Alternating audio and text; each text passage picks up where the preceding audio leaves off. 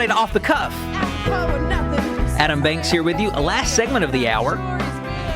Folks, let me introduce you to Vinyl Richie. They are an 8-piece rock and roll machine from Lexington, Kentucky, complete with a 4-piece horn section. They cover everything from the Beatles to Bruno Mars. No genre left untouched. They started as a 3-piece 10 years ago, playing punk versions of vinyl-era pop classics. The members include Brian Spangler on vocals, rhythm, guitar, Michaelle Perros, vocals and baritone sax, Mike Kirilenko, lead guitar, Jacob O'Donnell, tenor sax and flute, Ryan Bean, trombone and synth, Kirby Davis on alto, sax and keys, Danny Cecil on the bass, and Zacc Spangler on the drums. This is one of their covers right here. Now, we're going to talk to the band after we take Off the Cuff's Song of the Week break. So let's have a little Vinyl Richie for Off the Cuff Song of the Week break. This is their cover of Sweet Child of Mine. And when we come back, we will have the band live in studio. Stick with us. We'll be right back. You gotta love cover bands, and I was telling the band before they came on, I think everybody likes cover bands because everybody knows the songs, and it doesn't matter what generation you come from, what decade that you grow up in, there's going to be music from that time that you can sing along with. But folks, I have 3 of the 8 band members in here with me. I have Jacob, Brian, and Kirby Yes, Brian, Jacob, and Kirby. They're all here. And folks, thank you so much for being here. Just tell me, what's the origin story of Vinyl Richie? How did you all become what you are today? There was a toxic waste spill. So 10 years ago, back up before that, I had been in original bands for years when I was younger. And about 10 years ago, decided I wanted to start a band. So I didn't want to do the original thing again. Wanted to do something different. So thought, well, I'm going to do a cover band. And we started as a 3-piece band. Sean Bowie was one of the founding members, me and another guy. And we wanted to do punk rock versions of vinyl-era songs. So we were a 3-piece, stripped-down punk rock band playing covers of Bryan Adams and Hot Stuff by Donna Summer and all that cool stuff. So we've just grown since then over the years, just added members, so now we're 8-piece. Yeah, and that's awesome. And there's a lot of cover bands out there, so what makes you guys different from the other cover bands? Well, the size of our band, for one, 8 people. So I think one thing that kind of makes us a little bit different is this band is rooted, the foundation is like a punk rock band, a garage band. And we've added so many members over the years that are very, very talented, trained musicians like, Jacob and Kirby. They're part of our 4-piece horn section that we have. We have synth and everything else. So you got a foundation of like a garage rock band, but you have all this talent layered on top of it. And we kind of balance each other out in that respect. And when we cover songs, we really dig into these songs and try to make them our own. We take a lot of liberties and just try to take ownership of the music. Now, no genre of music goes untouched with you guys. So what is your favorite genre to perform? Personally, I love the 80s stuff we're doing, which I actually just joined the band. I'm Kirby, by the way. I joined the band earlier this year playing mostly keyboards, but also horns. Depends on what gig it is. I'll play more than one than the other. But the 80s music, playing the synths for that, it's my favorite thing. So you mentioned that 80s music is one of your favorites. So what is it about that decade of music that you feel like is so special? To me, it's the creativity with I guess a lot of technology was developing at that time, and people were using different sounds, different guitar pedals, synthesizers, different drum sounds, and, lyrics can be basic song lyrics, or they can be really bizarre songs. Music videos are really strange sometimes. Basically, it can get weird sometimes. Even if it's a basic song, like it could be a love song, but it could be really bizarre. Right, it's out there. Yeah, and the bizarreness of 80s music is kind of what makes it cool. Now, I noticed that you said you were new, Kirby, into the band, and all 3 of you guys, you seem to have chemistry. So do you hang out outside of just performing music?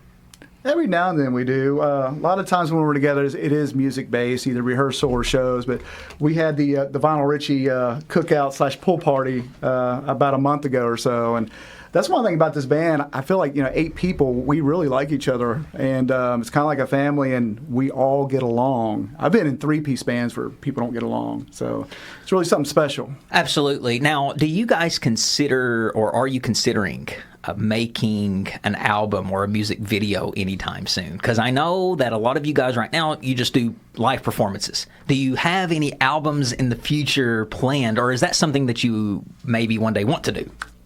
Well, actually, several of us are in another side project where we actually do write original music. We have a whole album's worth of material that it's kind of just sitting on the shelf because that band doesn't really do anything anymore. So Michaelle, she's the other front person of the band, and Barry, sax player. We've talked about maybe bringing some of that original music to Vinyl Richie. This is news to these two. Eventually, when we have time, and who knows, maybe we could do an album because we definitely have the personnel and the passion to do it. So let's talk about this upcoming show that you got. It's the 80s versus 90s Battle of the Decade show at the Burl this Saturday on September the 23rd. You guys, last time you performed at the Burl, you sold it out. You packed it out. What is it about you all you think that makes people want to come and see you? And just talk about that event. What can we expect if we all show up to that event? So I don't know. I think something with Vinyl Richie resonates with people.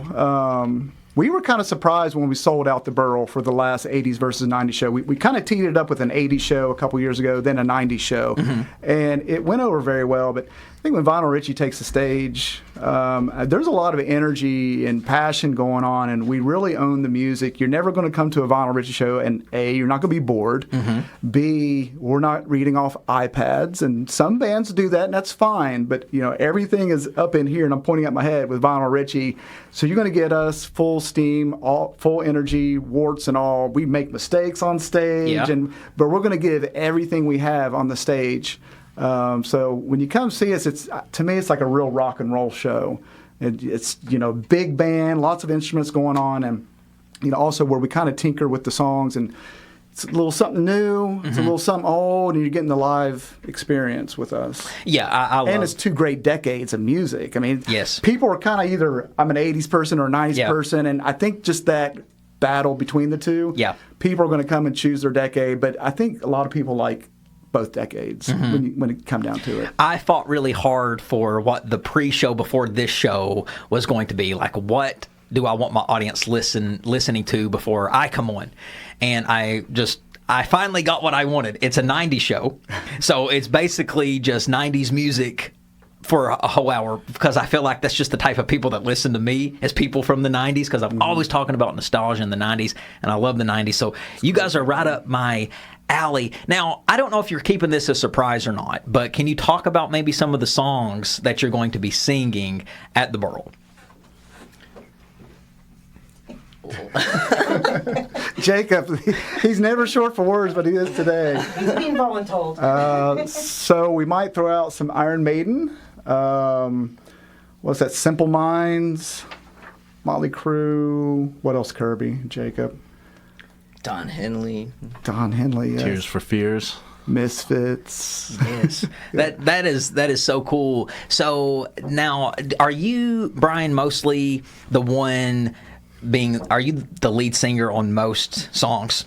I used to be the lead singer, but ever since we got girl Michaelle in the band, she made the mistake of singing one song. We're like, whoa, you can actually sing. That's great. So I would say between what girl Michaelle and I sing is probably about 60-40 or so, and we have other musicians that sing. Like Jacob sings a song now. Ryon, being our trombone synth player, he sings a few songs. Mike Kirilenko, our lead guitarist, has a few. So we really try to split it up and people don't want to hear me for 3 hours, that's for sure. So we really try to split it up and give everybody a chance to get on the mic.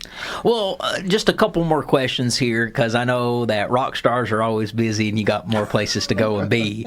But what is the ultimate goal for Vinyl Richie? Where do you want to see yourself just within the next 12 months, 2-3 years? Like, where do you want to ultimately end up? World domination. He finally speaks. He finally spoke up. to say world domination, and I appreciate that.